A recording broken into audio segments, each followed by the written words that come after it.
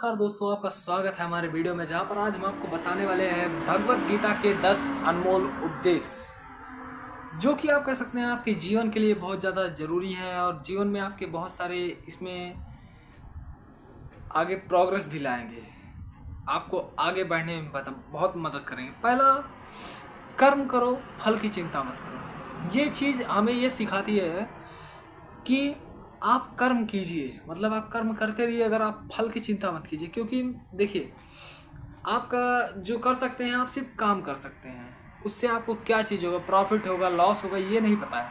आप बिजनेस कर रहे हैं, बिजनेस आप कर सकते हैं, ये नहीं पता कि आपको प्रॉफिट होगा, लॉस होगा, उसमें आपको ये चीज़ पता नहीं होती है।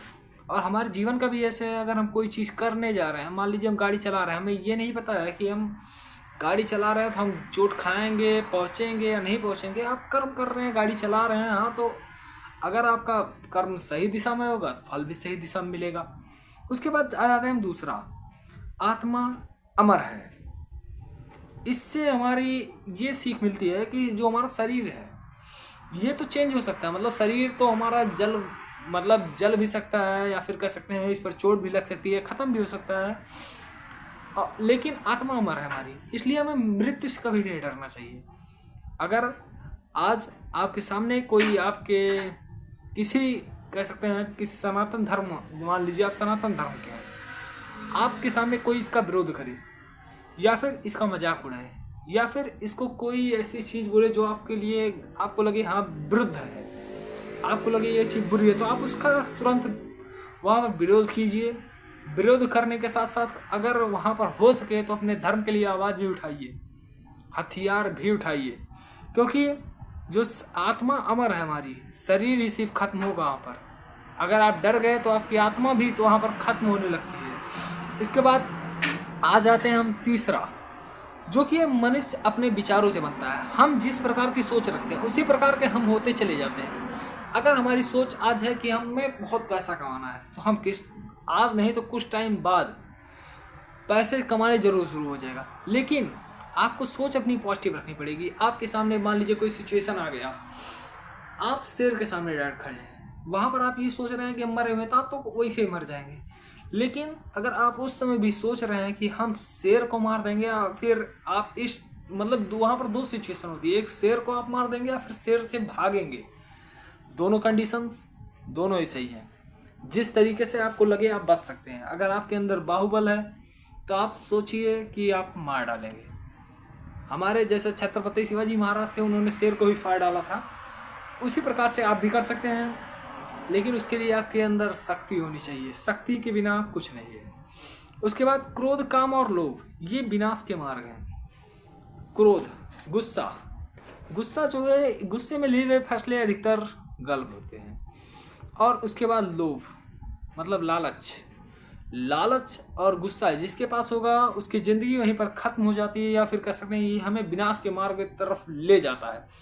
अगर हमारे अंदर गुस्सा है और हमारे अंदर लालच है तो हम कुछ ना कुछ ऐसी गलतियां कर देते हैं अपने जीवन में, जिसकी वजह से हमारा विनाश तय होता है। विनाश का तय होना, जैसे आपको लालच है तो आप कोई ना कोई गलत काम भी कर सकते हैं लालच में आकर। क्रोध है तो क्रोध में आकर भी आप अपने हाई स्पीडिंग कर रहे हैं, मान लीजिए बाइक पर हैं, आप हाई स्पीडिंग कर रहे हैं, आपको गुस्सा लगा हुआ है, तब भी आपकी ही ज़िंदगी ख़त्म हो रही है। और पांचवी जो सीख है उसकी है, हर परिस्थिति में स्थिर रहें।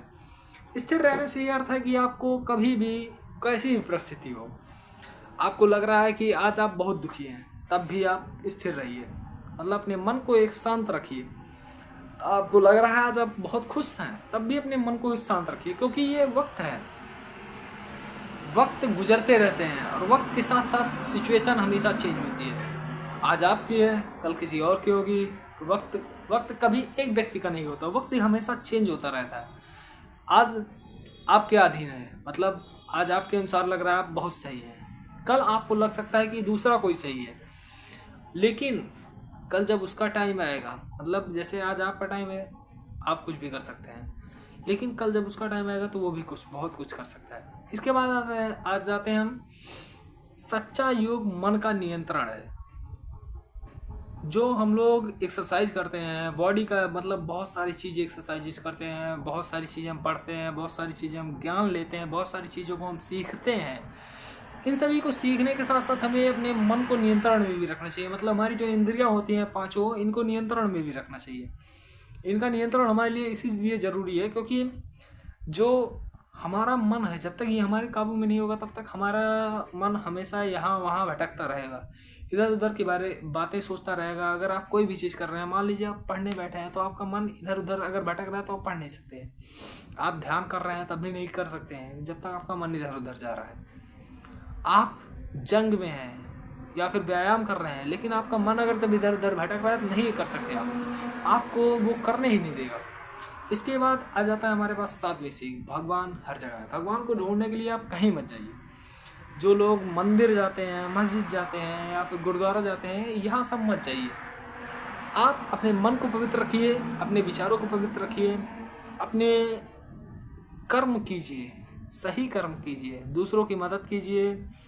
ये सारी चीज़ें करने से आपको जो सुख मिलता है या जो खुशी मिलती है वही है असली अनंत, क्या कहते हैं जो बाबा लोग कहते हैं, अनंत सुख। यही चीज़ है। भगवान हर जगह है। इससे हमारा ये कहने का मतलब है कि अगर आप किसी की मदद कर रहे हैं तो उसका आपको रिटर्न मिलना है। ऐसा नहीं है कभी कोई चीज़ भगवान बोलते नहीं है।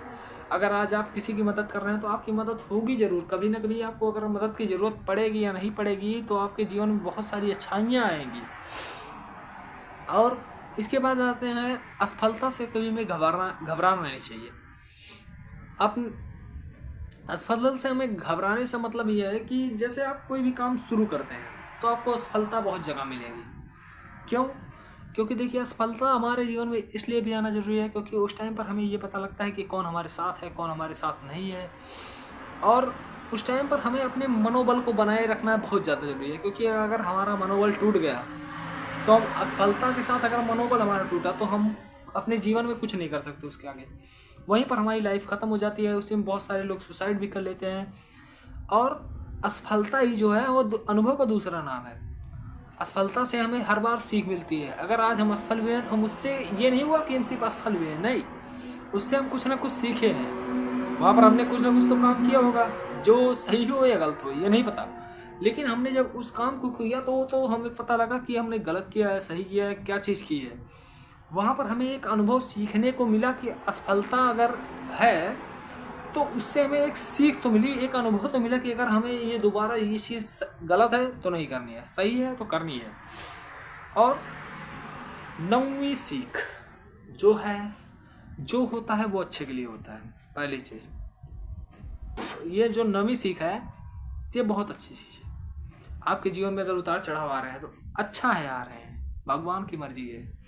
उसके बाद अगर आप फेल हो गए पेपर में, अच्छा है फेल हुए, हो सकता है आप आगे किसी और चीज़ में जाना हो। और अगर आज आप बिजनेस कर रहे हैं, बिजनेस आपका डाउन हो गया, हो सकता है भगवान आपको दूसरा कोई मौका देना चाह रहे हो। आप एक के पीछे पड़े हो, आपको 1000 देने की चीज़ें, मतलब आप 1 रुपये के पीछे लगे हुए हैं, आपको 1000 देने की वहाँ पर उपलब्धि बनी हुई है कि आपको 1000 मिलेगा। तो ऐसे में खुद पर विश्वास रखें। विश्वास रखना कि ही हमारे जीवन में सबसे ज़्यादा स्थिर होता है। खुद पर जब तक हमारा विश्वास नहीं होगा तब तक हमें किसी भी चीज़ में सफलता नहीं मिल सकती है। यही चीज़ है, कोई हमारा खुद पर विश्वास होना बहुत ज़्यादा ज़रूरी होता है। और कि हम भगवान के ऊपर विश्वास रखें और खुद पर विश्वास रखें। इसी के साथ हम अपनी ज़िंदगी को बहुत अच्छे तरीके से काट सकते हैं। और लास्ट में आते हैं हम, सच्चा भक्त वही है जो सामने सब में समान भाव रखे। समान भाव रखने का मतलब आप वो नहीं कि भगवान को सिर्फ अपना क्या कहते हैं आदर सम्मान दे रहे हैं, नहीं, आप हर किसी को सम्मान की नज़र से देखिए, हर किसी को अपना सम्मान दीजिए। मतलब जो भी आपसे मिल रहा है उसके यहाँ राम राम। उसके बाद आप उसको, अगर वो आपसे बड़ा है तो आप उससे प्यार से बोलिए, बड़ा हो छोटा हो कुछ भी हो आप उससे प्यार से बोलिए। पहली चीज़ ये अपने जीवन में ज़रूर अप्लाई कीजिएगा। दूसरी चीज़, गुस्सा, काम, क्रोध, लोभ जो अभी हमने बताया वो सारी चीज़ें छोड़ दीजिए। उस चीज़ों को अपने मन में ना आने दीजिए। जो व्यक्ति सभी को सम्मान देता है वो सही अर्थ में एक भक्ति के मार्ग पर होता है और खुद भी सम्मान पाता है पूरे संसार में, पूरे जीवन में। और ये जो हमारी 10 सीखें थी, हमने 10 सीखें बता दी हैं। बाकी आपको वीडियो कैसा लगा ये ज़रूर कमेंट बताइएगा। यहाँ पर हम अपना वीडियो समाप्त करना चाहते हैं। चलिए हम आपसे मिलेंगे किसी और वीडियो में। जय श्री महाकाल, हर हर महादेव। चलिए जय हिंद, मिलते हैं नेक्स्ट वीडियो में।